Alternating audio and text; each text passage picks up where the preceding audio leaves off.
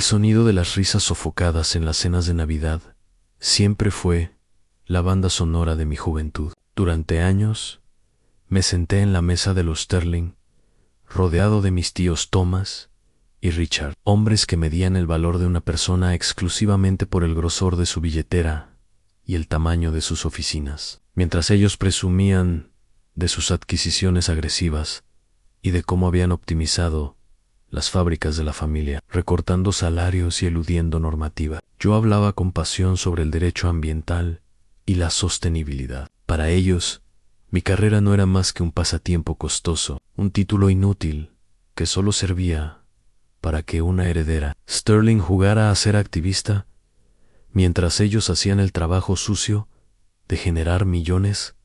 Mi abuelo, el patriarca y fundador de Sterling Global, era el único que me escuchaba en silencio. Observaba mis debates con mis tíos desde la cabecera de la mesa, con sus ojos grises y penetrantes, sin decir una palabra, mientras Richard bromeaba diciendo que yo terminaría encadenada a un árbol, mientras ellos construían un rascacielos encima. Mis tíos se sentían intocables, como hijos del fundador y vicepresidentes de la corporación. Daban por sentado que el imperio Sterling les pertenecería por completo en cuanto el abuelo exhalara su último suspiro. Se repartían las divisiones de la empresa como si fueran trozos de un pastel, ignorando por completo que bajo su gestión la corporación estaba acumulando multas ambientales masivas y una reputación de negligencia que amenazaba con hundirla.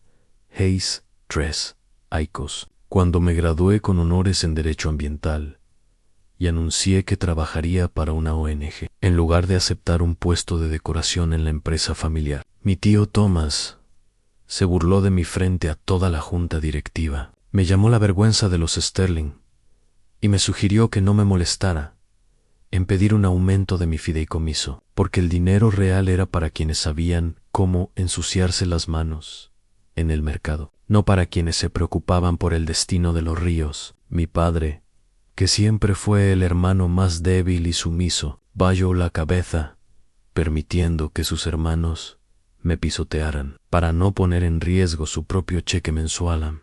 Pero lo que ninguno de ellos sabía era que mi abuelo estaba harto de ver cómo sus hijos convertían su legado en una máquina de destrucción y codicia ciega, mientras mis tíos gastaban el dinero de la empresa en yates y mansiones. Mi abuelo y yo manteníamos reuniones secretas los domingos por la tarde. No hablábamos de sentimientos, hablábamos de leyes. Le entregué informes detallados sobre cómo las prácticas de mis tíos estaban exponiendo a Sterling Global a demandas federales que podrían llevar a la quiebra a la familia. Vi el dolor en su rostro al darse cuenta de que sus propios hijos estaban canibalizando la empresa que él construyó desde la nada en el día que el abuelo falleció. El ambiente en la mansión no era de duelo, sino de anticipación rapaz. Mis tíos caminaban por los pasillos con una energía eléctrica, hablando por teléfono con agentes inmobiliarios y banqueros, listos para liquidar los activos que no les interesaban. Me trataron como una extraña, una invitada de piedra a la que pronto le pedirían que desocupara su habitación. Thomas incluso tuvo el descaro de decirme, mientras tomábamos el café después del funeral, que esperaba que mi título inútil me ayudara a redactar mi currículum, porque mi asignación mensual estaba a punto de ser eliminada por falta de rentabilidad. A la lectura del testamento se llevó a cabo en la biblioteca principal de la mansión. Mis tíos estaban sentados en primera fila, con trajes a medida y sonrisas de suficiencia, flanqueados por sus propios equipos de abogados. Yo me senté al fondo, con mi sencilla carpeta de abogada, y una calma que ellos confundieron con derrota. El abogado de la familia, el señor Kensington, comenzó a leer la disposición de los bienes personales en las casas, los coches, las joyas. Todo se repartió de manera equitativa entre los hijos, y mis tíos asintieron con satisfacción, creyendo que lo más importante, el control de Sterling Global, vendría a continuación como un trámite aburrido. Sin embargo, Cuando Kensington llegó al apartado de la estructura accionaria de la corporación, Subas cambió, dejó de leer el documento estándar y sacó un sobresellado con cera roja, un anexo que mi abuelo había redactado apenas un mes antes de morir. Después de que Richard fuera captado en video, sobornando a un inspector de sanidad, mis tíos se inclinaron hacia adelante, con el ceño fruncido, mientras el abogado explicaba que el abuelo había reclasificado las acciones de control para proteger la supervivencia de la empresa Kensington Leo. Las palabras exactas de mi abuelo: he pasado mi vida construyendo Sterling Global para que sea un pilar de la comunidad, no un parásito de la misma. Mis hijos han demostrado que valoran el saqueo por encima de la preservación. Por lo tanto, he decidido que la mayoría de las acciones con derecho a voto no serán heredadas por aquellos que solo saben destruir, sino por la única Sterling que ha demostrado entender que el derecho y la ética son el único futuro posible para esta familia. El silencio en la biblioteca fue tan absoluto que podía oírse el zumbido de las luces. Mi tío Thomas se levantó lentamente, con el rostro tornándose de un rojo violento, preguntando qué significaba esa charada filosófica. Richard empezó a gritar que el abuelo no estaba en sus facultades cuando firmó aquello. Kensington levantó la mano para pedir silencio y miró directamente hacia mi silla en el fondo de la sala.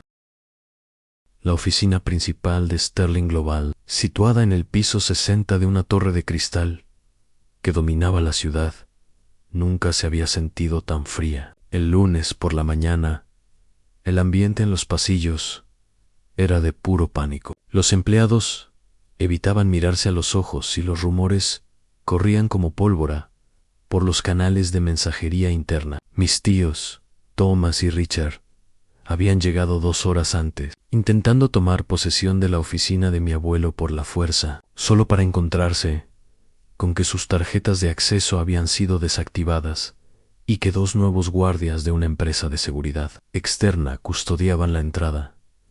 Yo llegué a las 9 en punto. No vestía las joyas de la familia ni los trajes de seda que mis tíos esperaban. Llevaba un traje de sastre gris, sencillo pero impecable, y bajo el brazo la misma carpeta de cuero que ellos habían llamado el maletín de la activista. Al entrar en la sala de juntas, el silencio fue sepulcral. Mis tíos estaban sentados en sus lugares habituales, flanqueados por el resto de la junta directiva. Hombres que habían sido cómplices silenciosos de la decadencia de la empresa durante años. Sus rostros eran una mezcla de indignación y un miedo mal oculto. Thomas se levantó de inmediato, golpeando la mesa con la palma de la mano. Con una voz que todavía intentaba sonar autoritaria, declaró que habían impugnado el testamento esa misma mañana, alegando coacción y demencia senil de mi abuelo. Afirmó que mi presencia allí era una intrusión y que, hasta que un juez decidiera lo contrario, ellos seguían al mando. Richard asintió con una sonrisa burlona, sugiriendo que debería retirarme voluntariamente. Antes de que la seguridad me sacara por hacer el ridículo, me senté en la cabecera de la mesa, el lugar que mi abuelo había ocupado durante 40 años. No respondí a sus gritos. Abrí mi carpeta y saqué una serie de documentos que hicieron que la sonrisa de Richard se desvaneciera. Eran los informes de la auditoría forense ambiental que yo misma había coordinado en secreto. Durante los últimos 6 meses de vida de mi abuelo, puse las fotos de los vertidos tóxicos en el río Hudson y las copias de los sobornos pagados a funcionarios estatales sobre la mesa de cristal. Tienen razón en algo, dije, mi voz sonando clara y gélida. Un juez va a decidir el futuro de esta empresa, pero no será para devolverles el control. Será para decidir cuántos años de prisión enfrentarán por los delitos federales que han cometido. Bajo el nombre de Sterling Global, Thomas intentó reírse, llamándome niña dramática y diciendo que esas eran prácticas estándar en la industria. Pero su risa murió cuando le entregué una copia de la notificación que acababa de recibir de la Agencia de Protección Ambiental EPA. Gracias a mi título inútil, como ellos lo llamaban, yo sabía exactamente dónde buscar. Había pasado mis años de activismo, documentando cada infracción que ellos pensaban que estaba oculta bajo capas de burocracia. La empresa estaba a punto de recibir una multa que superaba los $500 millones, una cifra que borraría las ganancias de los últimos 5 años y llevaría a la quiebra a cualquier inversor que no tuviera un plan de rescate. Inmediato, la junta directiva comenzó a murmurar. Estos hombres no tenían lealtad hacia mis tíos. Su única lealtad era hacia sus propios bonos y acciones. Al ver que el barco se hundía, empezaron a distanciarse de Thomas y Richard. Aproveché ese momento de debilidad para presentar mi plan de reestructuración. Expliqué que Sterling Global solo sobreviviría si se convertía en una empresa líder en tecnología limpia, pagando las multas mediante un acuerdo de cooperación federal y eliminando el peso muerto que la había llevado al borde del abismo. Richard, desesperado, intentó una última maniobra. Me recordó que, aunque yo tuviera las acciones, ellos tenían los contratos operativos. Me amenazó con retirar a todos los gerentes de planta y paralizar la producción, hundiendo el valor de la acción en la bolsa antes de que yo pudiera siquiera decir sostenibilidad. Me miró con un odio puro, jurando que si ellos no podían tener el imperio, nadie lo tendría. Estaba dispuesto a quemar Sterling Global con tal de no verme ganar. Lo que Richard no sabía es que mi título en Derecho Ambiental me había enseñado algo fundamental en el mundo moderno. El cumplimiento normativo es el cuello de botella del poder. Durante el fin de semana, me había reunido con los jefes de planta y los ingenieros, los hombres y mujeres que realmente hacían que las máquinas funcionaran. Les había prometido seguridad laboral, mejores condiciones de salud y un fondo de pensiones protegido, algo que mis tíos habían estado saqueando para pagar sus yates.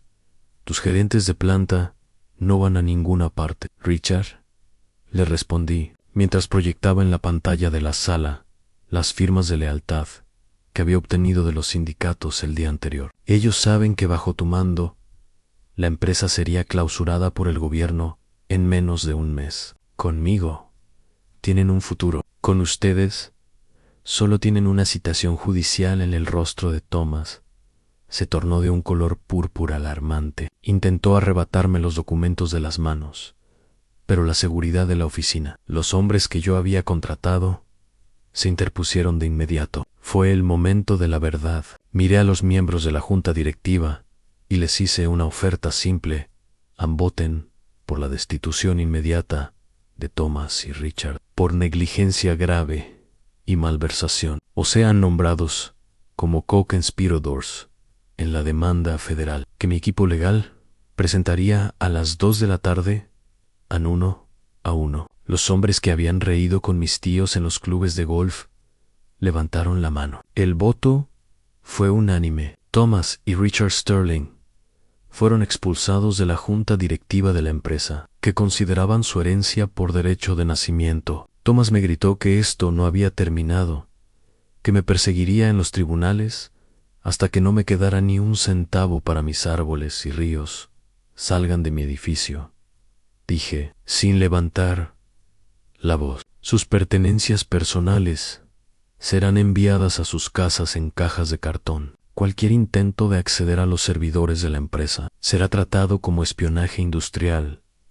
Vieron como sus propios secretarios bajaban la cabeza mientras ellos eran escoltados hacia el ascensor. La humillación era total. Los expertos en negocios habían sido derrotados por la activista, utilizando las mismas leyes que ellos pensaban que estaban por encima de ellos. Pero mientras veía las puertas del ascensor cerrarse, sabía que la venganza de mis tíos no sería legal sino personal. La oscuridad de la oficina era absoluta, interrumpida solo por el resplandor de la pantalla de mi tableta, que aún mostraba los detalles del informe sobre la muerte de mi madre. El sonido de la cerradura electrónica bloqueándose fue como un disparo en el silencio. Mis tíos no solo eran corruptos, eran depredadores que habían eliminado cualquier obstáculo en su camino hacia el poder. Y ahora yo estaba en el centro de su mira, con el corazón latiendo con fuerza. Utilicé la linterna de mi teléfono para iluminar la habitación. Sabía que no podía quedarme allí. Thomas y Richard no se rendirían tras la derrota en la junta. Si el informe era cierto, ellos ya habían matado por el control de Sterling Global una vez, y no dudarían en hacerlo de nuevo. De repente, el intercomunicador de la oficina cobró vida con un zumbido estático. ¿De verdad pensaste que podías entrar aquí con tus leyes y tus ideales y quitarnos lo que nos pertenece? La voz de Richard sonaba distorsionada, filtrada por los altavoces. Ese título tuyo no te servirá de nada en un edificio vacío. Querida sobrina Annie, di cuenta de que habían tomado el control del sistema de seguridad central del edificio. Estaba atrapada en el piso 60. Mientras buscaba una salida, mi mente trabajaba a toda velocidad. Si ellos habían manipulado el coche de mi madre, era probable que hubieran dejado un rastro digital en los archivos antiguos que ahora yo poseía. El informe en la caja fuerte mencionaba un pago realizado a un mecánico a través de una de las empresas fachada que Thomas todavía utilizaba. Intenté usar mi teléfono para llamar a la policía, pero no había señal. Habían activado inhibidores de frecuencia. El aire en la oficina comenzó a sentirse pesado. Escuché un siseo proveniente de los conductos de ventilación. No era gas, era el sistema de supresión de incendios por halón, diseñado para sofocar el fuego eliminando el oxígeno. Si no salía de allí, en los próximos minutos, perdería el conocimiento. Corrí hacia el panel de control de emergencia cerca de la salida, pero estaba inhabilitado. Recordé entonces una de las lecciones de mi abuelo en un edificio inteligente. La única forma de ganar es siendo más analógica que el sistema. Utilicé una estatuilla de bronce del escritorio para romper el cristal del sensor de temperatura manual. La alarma física del edificio, un sistema independiente del digital, se activó con un estruendo ensordecedor. En el resplandor de las luces de emergencia, teñía de carmesí el rostro de mis tíos. Thomas, con el encendedor en alto, parecía un demonio al borde del abismo. Pero cuando pronuncié las palabras Fiscal General, el tiempo pareció congelarse. Richard dio un paso atrás, su arrogancia desmoronándose ante la realidad de que el mundo digital que tanto despreciaban acababa de sellar su destino. Ya no se trataba de una disputa por acciones, se trataba de una cadena perpetua. El archivo no solo contiene el informe, dije, manteniendo la voz firme, a pesar del humo que empezaba a llenar mis pulmones. Contiene los registros bancarios de las transferencias que hicieron a ese mecánico hace 30 años. Mi abuelo nunca destruyó las pruebas, Richard. Las guardó para el momento en que intentaran destruir a la última Sterling. Thomas, en un último arranque de locura, soltó el encendedor sobre los papeles empapados en acelerante. Las llamas se alzaron de inmediato, devorando los muebles de nogal y el legado de cristal de la familia. Pero antes de que pudieran avanzar hacia mí, las puertas del ascensor se abrieron con un estruendo metálico. No eran las autoridades, sino el equipo de seguridad que yo había contratado, liderado por el señor Kensington. Habían logrado anular el bloqueo manual desde el sótano. Mis tíos intentaron huir por las escaleras de emergencia, pero se encontraron de frente con un escuadrón de la policía estatal. La imagen de Thomas y Richard Sterling, los titanes de la industria, siendo esposados y obligados a arrodillarse entre el humo y las cenizas de su propia oficina. Fue la culminación de 30 años de justicia postergada. Semanas después, las ruinas del piso 60 fueron despejadas, pero yo decidí no reconstruir la oficina allí. Sterling Global, bajo mi mando, se mudó a un complejo de energía cero en las afueras, un lugar donde el cristal no servía para aislarse del mundo, sino para invitarlo a entrar. Thomas y Richard fueron procesados no solo por intento de homicidio y fraude, sino por el asesinato de mi madre. El juicio fue el escándalo de la década, y verlos cambiar sus trajes de sastre por uniformes de prisión fue el cierre que mi corazón necesitaba. Utilicé la inmensa fortuna de la familia para limpiar los ríos que ellos contaminaron y para criar al fondo Arthur Sterling para la educación ambiental. Mi título inútil no solo salvó a la empresa, salvó la ética de una dinastía. Hoy camino por los jardines de la nueva sede, viendo cómo el nombre Sterling ya no inspira miedo, sino respeto. Mi abuelo tenía razón. El futuro no pertenece a los que más gritan o a los que más destruyen, sino a los que tienen la paciencia de sembrar la verdad, incluso en el suelo más tóxico. La oficina de cristal de mis tíos se convirtió en cenizas, pero de esas cenizas, finalmente, ha brotado algo que el dinero nunca pudo comprar en paz.